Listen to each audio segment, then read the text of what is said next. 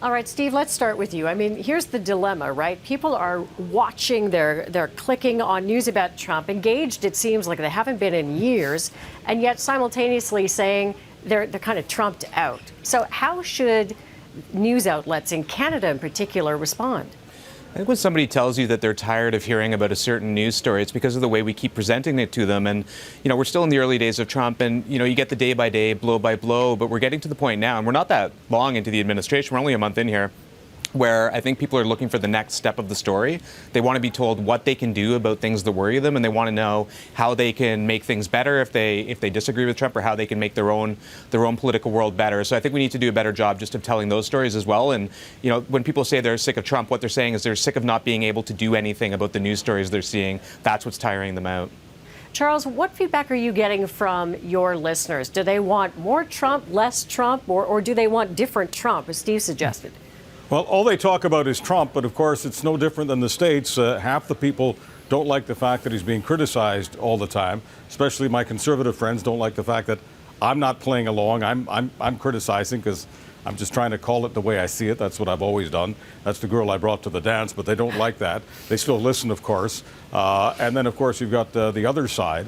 They can't get enough of Trump, and they want Trump called out every 5 minutes, every time he makes a mistake, every time he lies, every time he says anything. He's the new OJ. There was a time when I was doing TV in the States where I tried to get away from talking about OJ, but every time I did, the ratings went south. So the producers insisted that we do what works, and that's what the eyeballs wanted. Regardless of what they told the pollsters, they were still hooked on OJ, and Trump is today's OJ.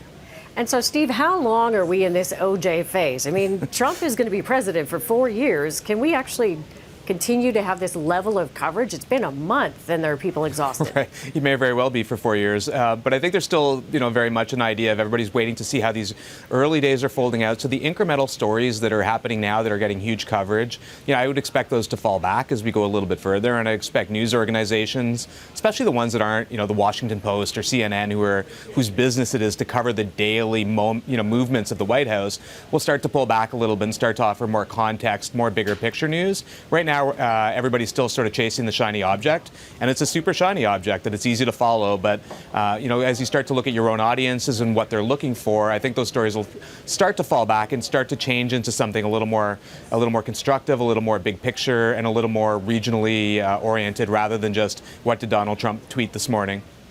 Charles, I mean, are we undercovering other important stories? Or, the other play on this is Trump is such an influential figure and can have a tremendous impact on what's happening in Canada that he deserves this level of coverage.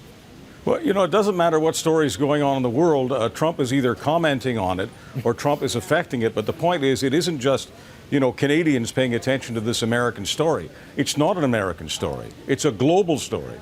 And the entire planet is paying attention. What are your listeners looking for when they call in? Or do they want, as Steve was saying, a way of having some impact on what's happening, or do they just want to hear what is going on? It depends on what part of the country. If we're talking about Alberta, for instance, they are loving Trump, and I don't mean it in any kind of romantic sense or hero worship sense. They feel that Donald Trump on the energy file is one of the few people who's a politician who's speaking for them. Donald Trump doesn't believe in climate change. He believes that's some sort of Chinese conspiracy. He wants as much fossil fuels to be brought out of the ground as possible. So Alberta sees Donald Trump as a friend of the economy, and Lord knows they need friends.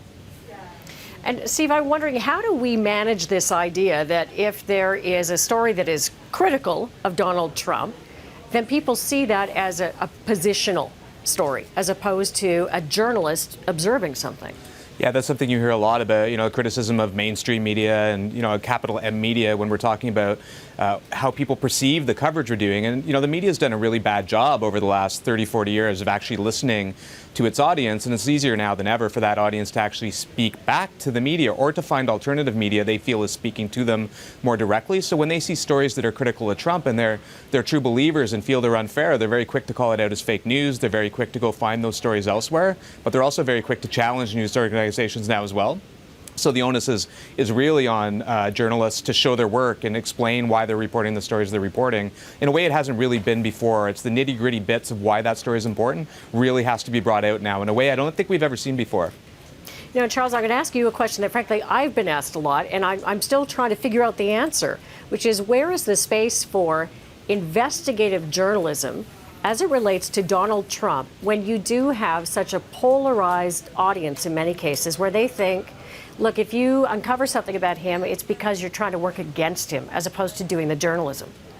Well, from your lips, Diana, to the journalist God's ears, because God knows, I've never seen a situation where so many people who are relatively rational most of the time get completely irrational when it comes to Trump. 4 out of 5 people who vote Republican, and most people in this country who call themselves conservatives, aren't just willing to cut him slack. They believe almost everything he says because they compare it to the media. They say the media are lying, as Trump is saying. They're echoing Trump. Then, of course, you've got the Democratic voters on the other side who believe almost nothing that Donald Trump says and says, of course, they need the media to call him out. But you've got this, you know, this word that we've used so often in the past, but it's getting worse than ever, polarization. And it's really difficult sometimes to talk to people that you know well, who, as I say, ordinarily are very rational, but they become hyper irrational when Mr. T comes into the picture. Mr. T, that's the moniker I'm taking with me from this conversation.